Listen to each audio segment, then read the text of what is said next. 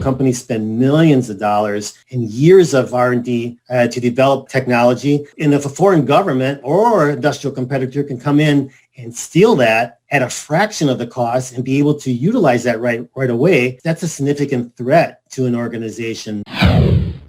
Welcome to the My Future Business Show, where we get you in front of your best audience and keep you there. Not only are we interviewing the biggest names in business to help you become even more successful, we're inviting you to book your spot on the show to help you grow your business. So at the end of the call, make sure you fill in the interview application form at myfuturebusiness.com/interviews. Hi, and welcome to today's episode of the My Future Business Show. My name's Rick Nuske, and today I'm on the line with the wonderful Peter Warmke. Welcome to the show, Peter. Hi, Rick. Thank you so much for the invitation to be on the show. Yes, absolutely. My pleasure. Now, you have a very interesting backstory, and on today's call, we're going to be looking at that. But predominantly, we're going to be focusing in on your new book. It's called Confessions of a CIA Spy, The Art of Human Hacking. But before we do any of that, Peter, I think it's important, I guess for the sake of context, to just share with the My Future Business audience a little bit about yourself. I'm wondering if we can start off from your professional background. Sure, Rick.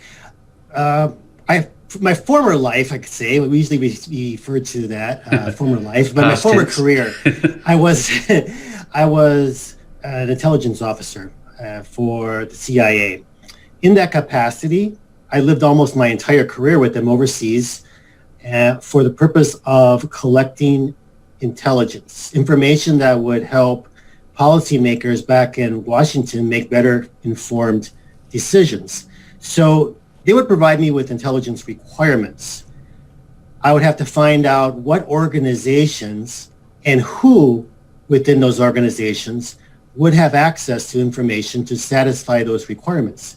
Then I would need to try to gain access to those people and try to influence them to facilitate access to that information or to provide that information to me. So in essence, I breached security of a lot of organizations while I worked overseas, while I worked for the Central Intelligence Agency.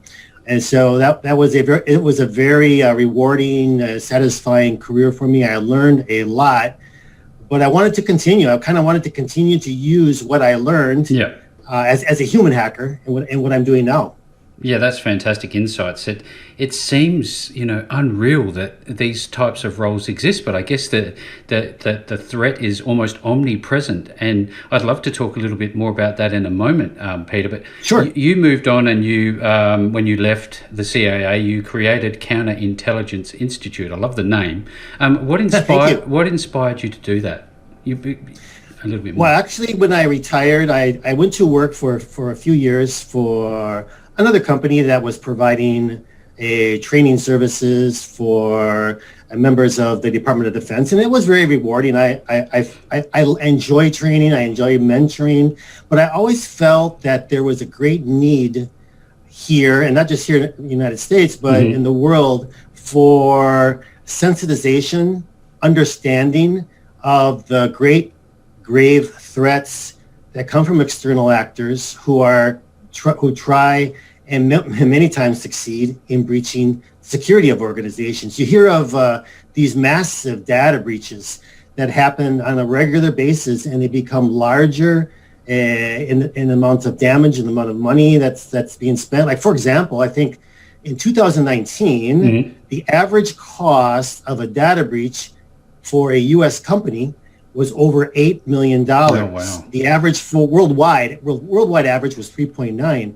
And that's only the tip of the iceberg, because a lot of data breaches are not reported. I would say the vast majority of data breaches are not reported because they tend to only be reported if there's a legal requirement to do so. Otherwise, why would an organization want to report something that's going to end up being a blow to their reputation and potentially a loss of business, and even open them up for potential civil litigation? So typically a lot of these breaches aren't reported. The problem is much larger than what you would be led to believe by hearing about these incidences in the media. But and nevertheless, I wanted to get out and really try to work with organizations to help them understand these threats and to help them protect themselves against these threats.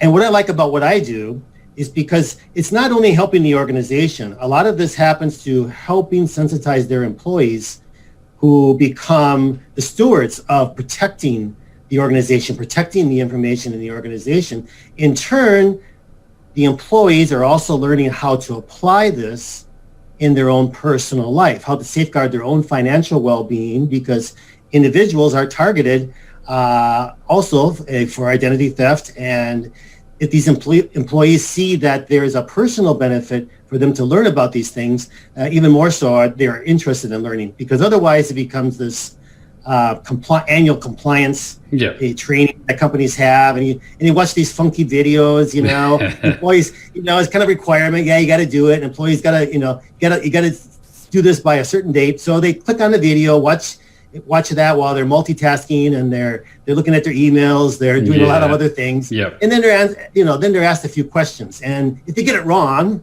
they can come back and watch it again, and eventually they'll get the questions right. And they don't really retain it because they don't see it as anything that's really important for them. It's not priority. My approach is so that it is important for all of us. Absolutely. Thank you for providing that insight. The thing that came to my mind when you work with a client, I don't want to go too deep into the details because I'm sure there's a lot that goes on. Is it kind of initially when you first contact a new client, is it a bit like an audit? Is that the approach? You look at the business and you do, I guess, a bit of an overview audit, and you tell them where you think the gaps are? How does it actually work? There's a number of different ways. First of all, when we try to approach organizations here, the initial reaction is, this is no problem. It's kind of like complacent. There's no problem. We've never had that problem. And even though they hear about these going on with other organizations, well, it's happened to that other company or that other person. It can't happen to me until it does happen. And then they want to look for a solution. It's sort of like that individual that says, I don't need an alarm for my security system for my house until they stop for a break-in, and then all of a sudden you need that, right? Hindsight's 20/20.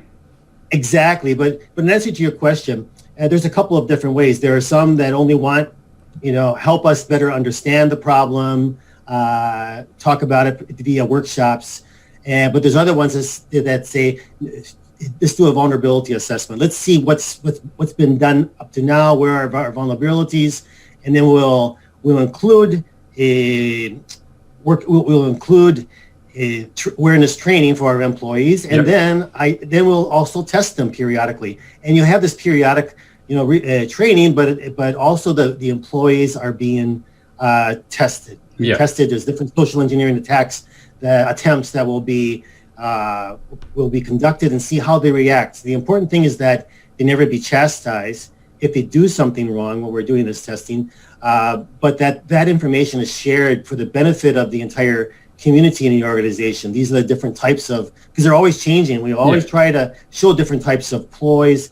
It's to kind of keep everybody on their toes and keep them thinking, assessing their situation. Yeah, right? now it's not just a chart of I do's and I don'ts. It's absolutely not. Happening. The thing I'm taking away from this, Peter, is this is lifelong learning, not only for the businesses and the corporations that you're working with, but it's also things that people can take away, as you mentioned, in their personal lives. So I think there's a great deal of value in that. Now, this seems to me also, Peter, if you could talk to this, that this is, when you work with a client, it's more of a long-term relationship. Would you agree with that? I agree that ideally, at times it is a long-term relationship, and other times it's just a transactional. Provide us with this one audit, or provide us with some initial training, come in, give a workshop, and that's all they want. But really, the very best situations for the client, and of course for myself, would be to establish a relationship where you're coming in and you are assessing where they're at. You provide them with advice, and you also provide their training to their employees, and not just, employees at all levels. This is not just training for, the secretary or training tiers and stuff. It's for all tiers, including management, including the C-suite. It's so important that the C-suite be on board and understand this problem. And not only employees. When I talk about insiders a lot. Okay, that's the term I use. And insiders are anyone who has regular, unescorted access into facilities or unescorted access onto the IT network. So it's practically all the employees that could be leveraged as insiders by a threat actor to breach the security, as well as contractors or even other associated companies that are doing business with the target entity could also be targeted. Contractors and the likes. Now, I'd love to talk about this book, Confessions of a CIA Spy, The Art of Human Hacking. You must have so much experience and needed to maybe compile it. Let's talk about how this book came about. What was the inspiration? Sure. I guess I always had this dream that I would be, not an author, I would say, but put out a book someday, right? So a book that could be useful. And so that was kind of a goal in back of my mind. And all of a sudden, I think the last time I was on your show was December of 2019, and it was right in the beginning of setting up my company, and I was very excited, and things started to really materialize quite well in getting opportunities to speak, opportunities to come in. Things were scheduling on my calendar beginning of 2020, and it would look very promising.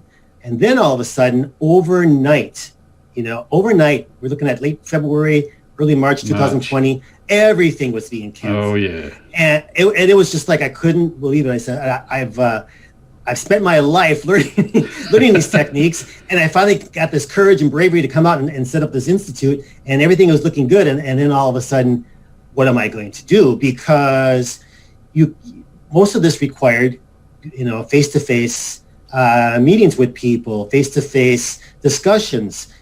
How am I going to audit a company if everybody's home? The remote workforce is home. It's much more difficult. So a lot of these things were being placed on hold. I mean, I had things scheduled not only in the United States, but even in Brazil and a couple of other foreign locations. There was a lot of interest. But then all of a sudden, it was shut down, canceled, or indefinitely delayed, deferred. And so I'm thinking, what am I going to do? And I thought, well, I always wanted to put out this book. If I don't do it now, when am I going to do it? Yeah. So I grabbed my laptop.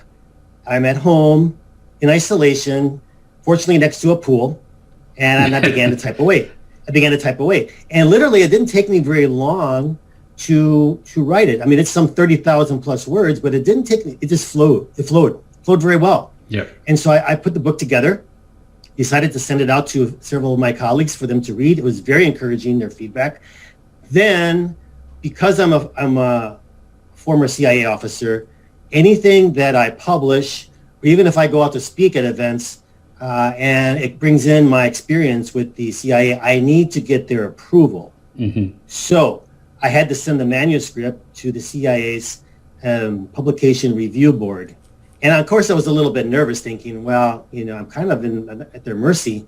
But fortunately, very easy to work with. They sent me back the manuscript. There was a number of lines that were totally blacked out, which is normal. Yeah. And so I had to go back and rework a few things. But I got that approved, and they decided to put out to try to get this book published by the end of 2020. And pretty much I'm there, because the launch date, the release date, is going to be the 14th of February, just in a matter of a week from when we're discussing right now.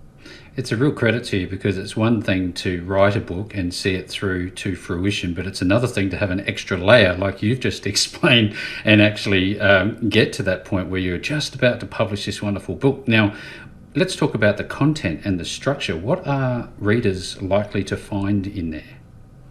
Okay, this sort of mirrors what I teach in workshops, okay? But I decided another purpose for this book is I'm limited in how I can get this word out and working with companies, because I can work with a company and they can bring me in to sensitize their employees. But at the end of the day, how many companies am I going to be able to speak with in the course of the next few years?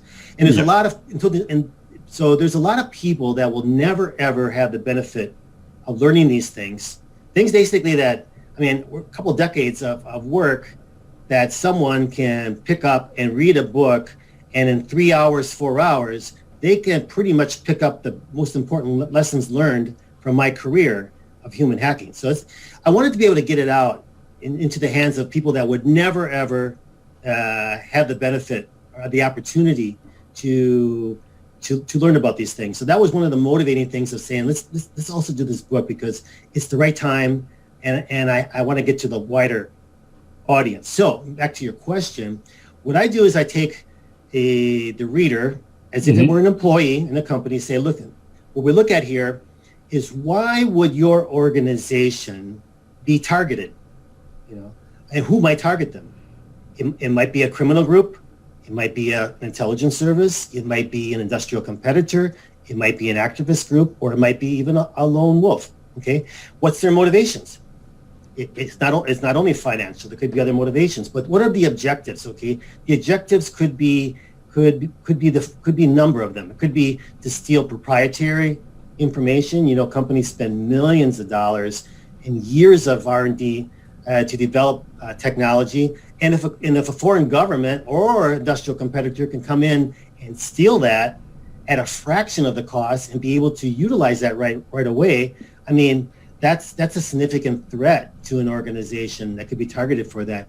Could be targeted for customer data or employee data. That's transactional information that's bought and offered on the dark web and sold. And sometimes by criminal groups, they also offer this information to foreign intelligence services. Okay, and foreign intelligence services, there are some that are also off after particular private organizations. China is a big state entity, foreign government that's after information regarding companies. Yep. Their proprietary information. So there's a number of reasons. There's also to lever ransomware attacks, which are huge. I think $7.9 billion costs to U.S. Businesses in 2019. Then there's business email compromise. For your listeners who maybe don't know what that is, think of it as someone gaining access to your network and being able to impersonate a more senior official who has authority to request wire transfer, to pass on wire transfer instructions. Yeah. Maybe for payment of a purchase of something that's being imported in, or maybe some other payment to a vendor. They will send an email. The nefarious character will impersonate the official, send an email to an underling in the company saying, we need to pay this right now. And it might sound like, this is a vendor we've had in the past, and everything sounds right, except the account number, the bank and account number are a little bit different. And once that money is sent out, it's gone.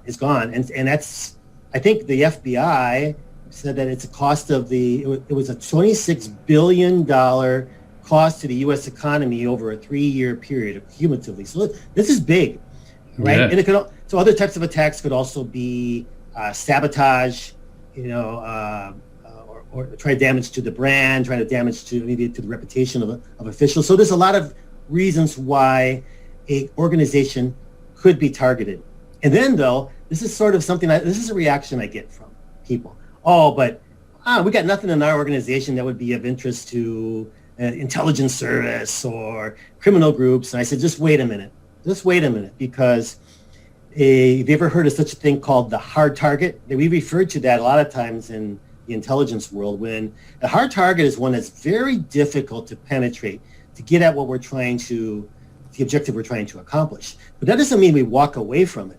We still look at who can we target that could give us access to that hard target. And what's a softer target? Many times it's going to be those entities that conduct business with them or provide services to them. Law firms, CPA firms, IT management companies, temporary office staffing firms, etc. These are the companies that we can gain access to get at the bigger fish. So never assume, I tell my clients, never assume that your organization could not be targeted, because you might not be what they're after. They're after who you're doing business with. So we go through this sort of thing of why would you be targeted and by whom and for what reason. Then try to help the employees understand what is the process, what's the methodology. No one's going to attack your entity without doing their own due diligence. It's just like if I'm trying, if criminals or a terrorist group is trying to kidnap somebody, they don't just go up there and just try to pick them up. They're going to study this individual. They're going to collect as much information on this individual to be able to identify where is the best place that we can intersect them, where we can maximize our success and lower the risk of compromise. So in the same way, threat actors are going to take a look at these organizations. They're going to study them. And today with the World Wide Web, it's amazing amount of information that's out there. And so I lead with these workshops through all the different areas that we can go to obtain publicly available information, but things that people don't normally think about, but things that really make their companies vulnerable. Then going on beyond that, one of the most important areas of doing that sort of initial research is identifying those insider targets. Okay. Now, in my day, it was sort of like we just have to find them as targets of opportunity. Try to go out there and attend trade shows, attend cocktail receptions, go to clubs where people from that organization might be going, and hopefully run into somebody. Or the golden grail would be getting a organizational chart listing positions within the company and names, and then trying to figure out who has access to what. That is so old it's now. All online. It's all online. This is only the last 10 years or so. It's all online. I can go to LinkedIn, right? Everybody's familiar with LinkedIn. I'm sure you have a page. I know you have a page, okay? So I go to an organization. If I want to do a search, I can do this in like 5 minutes. I go on LinkedIn. I go up to the upper left corner and do a search for people, okay? So I can just put in there name of the company, and let's say the position, maybe IT administrator, maybe receptionist, maybe whatever. And if it's a large company, just doing that is going to yield thousands of hits, okay? Thousands. And then I can tighten that up. I can do the company, because it's all the people that worked for that company at some time where they put in their profile that they had that position. It could be right now that they're in that position. It could be in previous the past. employees. So we can tighten that up. We can do current position and position name of company, geographic location, names of an association they might be a member of, even the name of a university that they may have went to. And the reasons these type of additional things are really important for us, because then we can, when we can talk a little bit about this in a few minutes from now, when I make the approach, we tie in those things that we know that they've done, and we mimic that in our approach, so we can build this rapport with them that we know their university. We've also gone to the university, and people readily connect. They feel that rapport when a person has something in common with them. So we can use something like LinkedIn to come up with these potential candidates. Then I got that pool of candidates. Now let me try to collect on them. Those that have a very limited social media presence, I'm going to discard. Why am I going to waste my time? Because there are a lot of other people, that are all out there. They put all their information on social media. And my favorite 3 go-to locations when I'm assessing a potential insider is going to be LinkedIn, of course. Think about everything on LinkedIn, everything that's there, your entire professional resume, and also includes a few other additional things like volunteer work, the groups that you're interested in, publications maybe that you put out, and of course your network of professional contacts. All that is extremely useful. It would take me literally several meetings to try to get that information from someone if I try to approach them like in my previous life. Here I can get this all in minutes. Okay, that's LinkedIn. And then go into Facebook, and I can learn about their hobbies, their pastimes, their, what music genres do they like, what are their favorite music groups, what sports teams do they follow, where have they traveled to, who have they traveled with, what are their favorite restaurants, et cetera, et cetera. All these different things that are very, really, really insights into to these people. What's important to them. Of course, pictures are worth 1,000 words. I can learn a lot about their social economic status through these pictures. Then I can move on to Twitter, okay? Twitter is sort of like a play-by-play action of what someone's doing during the day. What's their pattern of life when they're not at the office, when they're not at home? when they're going out. I'm on my way to the gym, or I'm on my way for happy hour with my Yes. friends or whatever, and they're always commenting on things, and that can reveal to us, give us insight into their political leanings, their ideology, their religious convictions, their likes, or what their pet peeves are. So all these things. Now, why and don't you other, call it human hacking? Yeah, okay, now I can use these things to develop a personality assessment profile on them, to primarily come up with what are the motivations, the things that drive them to get out of bed in the morning. I can go down a whole long list. Yep. One of the top is going to be money, what money can buy, their family, their education for their children, career progression, desires, wants, maybe foreign travel, the dream vacation, maybe it's starting their own business. Maybe it's maybe ideology, maybe religion's very important to them. You got a whole bunch of different things that are really motivate them. What are they passionate about? Yep. And then vulnerabilities. We think of motivations as positive, vulnerabilities as sort of negative, but for a social engineer, for a human hacker, they are both very important. Okay, so vulnerabilities. Top of the list is going to be money. Here it's the lack of money, severe financial duress. Now you can think about how powerful this is, and even more so now.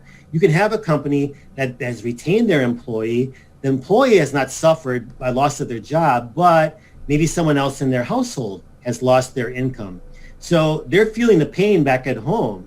They have to cut back, and maybe they still can't make ends meet, and they have all this pressure. Financial stress leads to stress in relationships, separations, divorce, etc. Go down the whole list. It leads to different types of addictions, gambling, drinking, drug addiction. I can go down a whole list of type of vulnerabilities. I guess I want to highlight also revenge in this type of business is huge. People wanting to get back at their supervisor, getting back at their employer, being unhappy with how they're treated. Ego is very strong vulnerability because they think they're smarter than anybody else, including their supervisor, and they can prove it.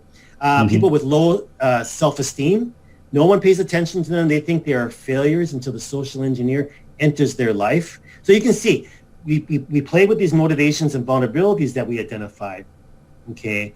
And then we know that we can leverage these and a whole variety of social engineering tactics or ploys, techniques that we can use when going after a company and trying to penetrate a company. That's amazing insight. That's the only word that I can describe that. It's such a important topic that a lot of us are just looking away from, and hence I think businesses, organizations that are listening to this call, you know what, maybe this is time to start thinking about this a little closer. I want to ask you, Peter, can this be a cover to cover read? Can it be used as a guide, or is it, Oh, yes, bit of absolutely. both? Absolutely. When I started this goal of putting out this book, I learned a lot in the process because this is self-published. I didn't want to go with a traditional publisher. I wanted to do this on my own and learn everything along the way, and I'm glad I did. In the end, it's a paperback, 30,000 words. It can be, typically it's a read of maybe 3.5 hours total, and most people that read it, they can't put it down. It's so easy. It's so easy to understand. It flows very well. So it's in paperback. It's also an ebook on Kindle. Yep. So it's offered on Amazon for now, and the audiobook will be coming out in a matter of a couple weeks. So there's no excuse not to be able to read. If it's something of interest to you, there's no excuse to not really get it and enjoy it and to benefit from it. You know what? They say you can't buy experience, but you can certainly buy this book. Now, for everybody who's been on the call today, if you're a business owner, a corporation, somebody of influence within a business, and this has got you thinking, make sure that you reach out to Peter. I will be providing all of the links back to Peter and this wonderful book of great insights. And with all that being said, Peter, this has just been such an eye-opening call, and thank you once again for spending some time with me on the My Future Business show today. Thank you, Rick. I really appreciate the opportunity, and it's been a great time. Thanks for joining us today. If you enjoyed the call, Then make sure to subscribe, leave a comment, share us with your friends, and book your spot on the show at myfuturebusiness.com/interviews. And if you're looking for solutions that will help grow your business, then visit myfuturebusiness.com/shop.